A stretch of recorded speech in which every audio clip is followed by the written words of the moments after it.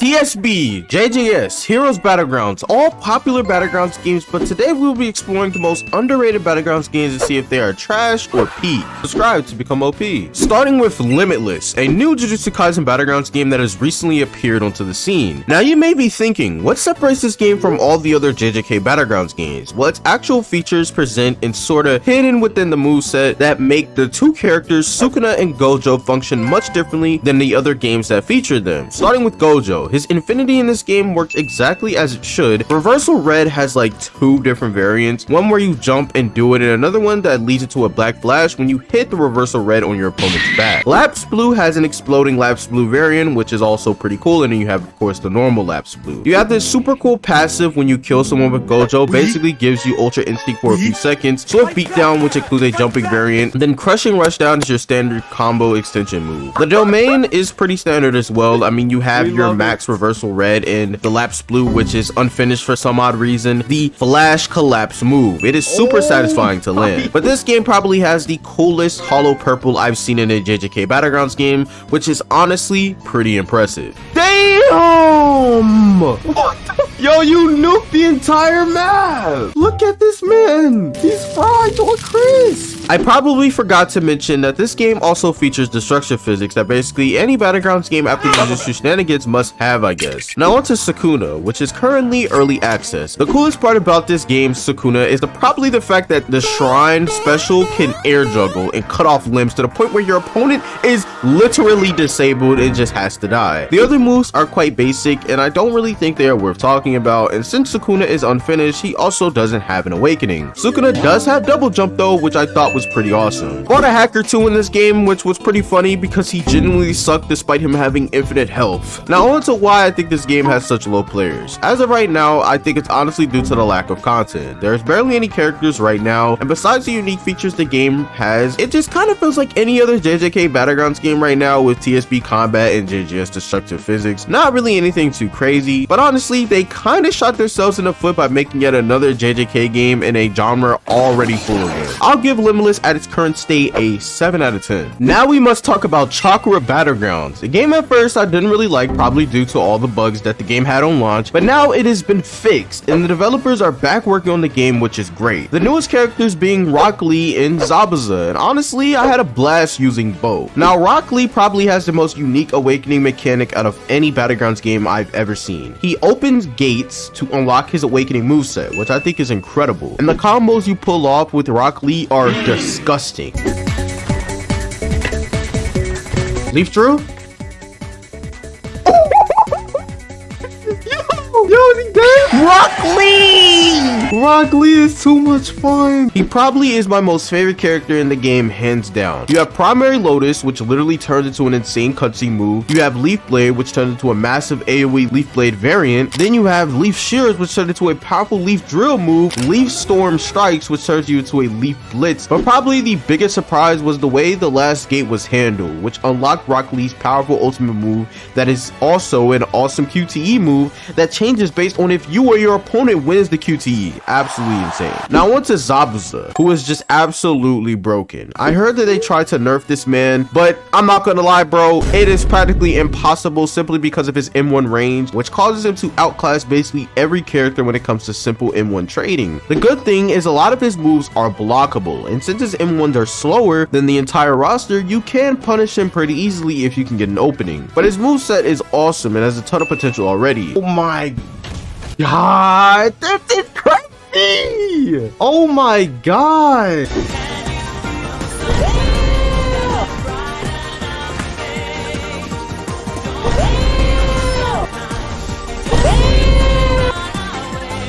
Oh! Oh! Yo! Yo!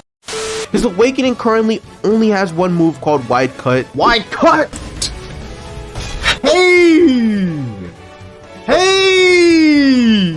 Also, every character in this game features their own wall hit animations, which look very cool. Not to mention the finished awakenings for Sasuke and especially Naruto also being well made. They haven't missed yet when it comes to these characters, so I hope the next ones are just as good. Overall though, Chalkworld Battlegrounds is indeed the potential man of Battlegrounds games. It just takes the developers forever to push these updates out, which is why the game steadily sits at around 1k players when it honestly deserves a lot more, especially for being the only Naruto Battlegrounds game honestly worth playing. I'll give Chalkworld Battlegrounds a 9 out of 10. Next we have Project Bending 2. In my opinion, the best Avatar game on Roblox in terms of combat. This game surprised me so much because I thought at first it would be your basic TSP combat with Avatar movesets, but no. You can actually control your bending moves with shift and the directional arrows to control the elements just like a bender from the show. And bro, a tear was almost brought to my eye. My absolute favorite being earth bending because of how interactive it is when you are fighting with it and the fact that you literally feel like talk while using it.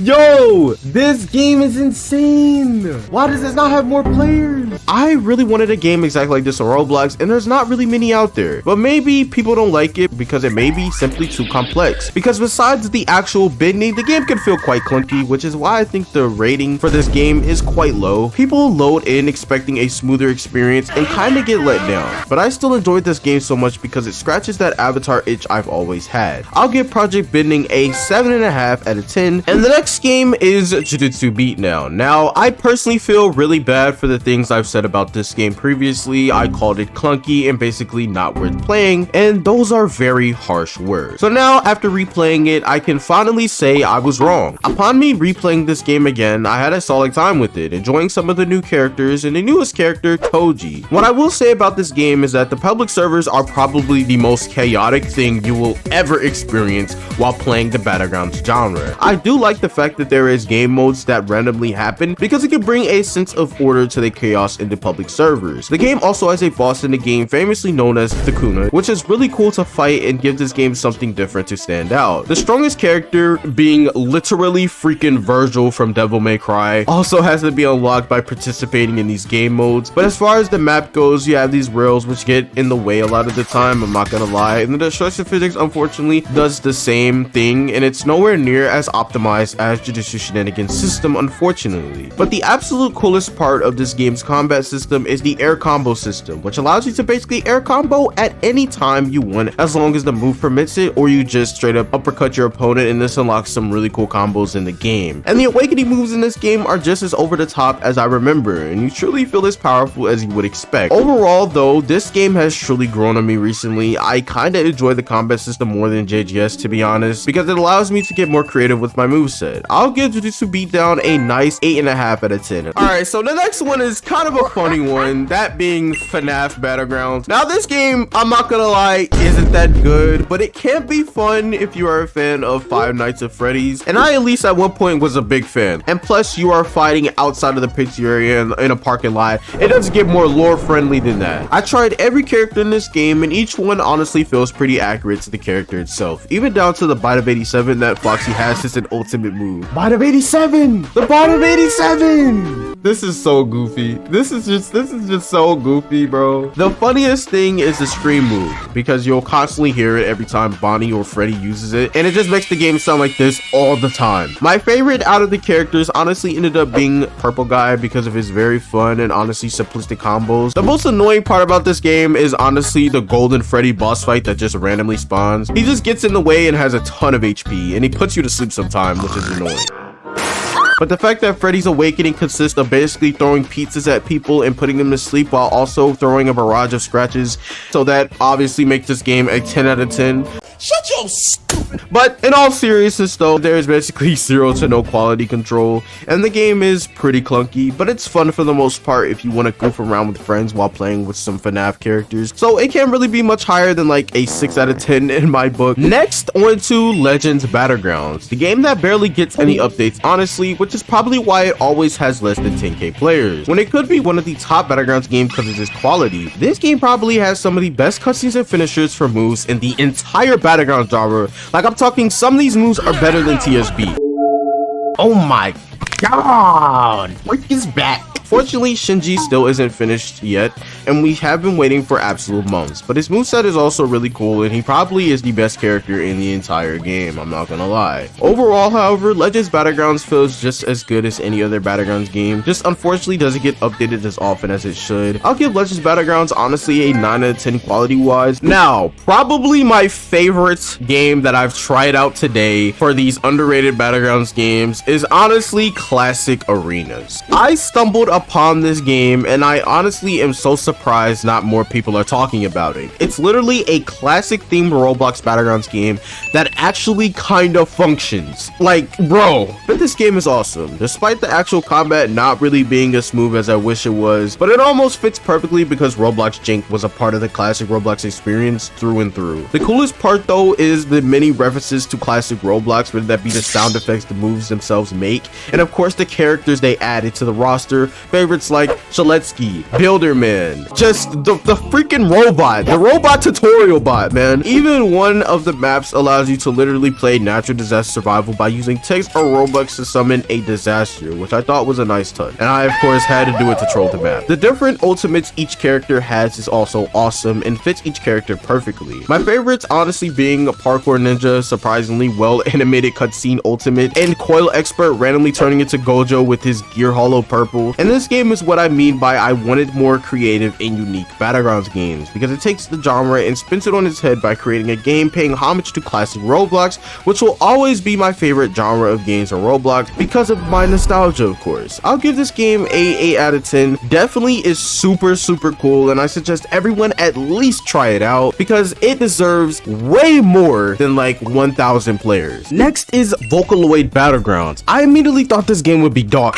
just because it seemed like it was going to be a troll game, but to my surprise it actually was a well-made game, funnily enough. And the menu music already had me hyped. The combat surprising in this game isn't too bad, and a lot of the moves don't look half bad either. And there is a ton of different characters. Of course, the only one I recognized was Hatsune Miku. Look at what they're making my player do! I just turned into an idol! I felt so out of place playing this game though. I feel like I was the only dude in there because everyone else was cosplaying as a Vocaloid girl or as a femboy. But I still had a fun time enjoying the music, which is probably the best part about the game. A surprising game though through and through, and I'll give Vocaloid Battlegrounds a nice 7.5 out of 10. Hollow Battlegrounds. Genuinely the only Bleach Battlegrounds game to ever come out, just unfortunately didn't perform well and is now abandoned by the dev team. So much so that I wasn't able to find a single server with players, so I wasn't really able to play the game enough to give a proper opinion on the game. It's surprising though, because it isn't as if the game is like super bad or anything, it just needs more updates and more characters. Now, as I say in every video, if you guys enjoyed this video and you like some more content like this one, don't forget to like, subscribe, and I'll see you guys in the next video. Peace.